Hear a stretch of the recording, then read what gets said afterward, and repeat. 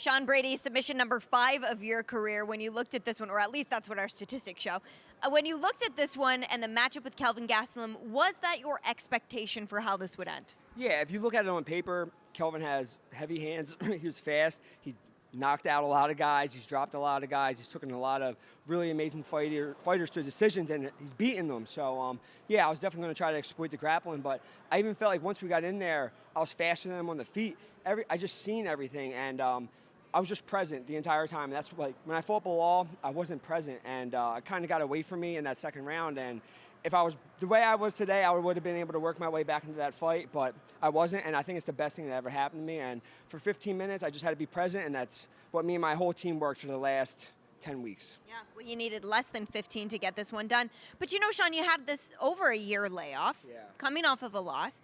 It could be difficult for a lot of people to rebound in which the way you did. So tell me what you feel like was best about tonight. Just obviously getting my feet back in there, but I had my loss to Bilal. I had 2 injuries. I had to pull out of my Jack Della fight. I just had a lot of bad things happen to me, but it could have crushed weaker men, but it made it make me the best Sean Brady that there can be, and without my team and my family, I wouldn't be able to, but they pushed me, and yeah, I feel like I'm going to be unstoppable from here on out.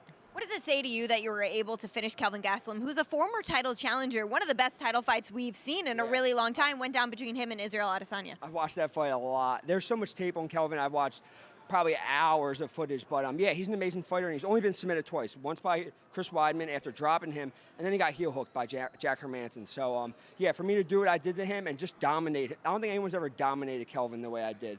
And I think that almost says even more than the submission. Yeah.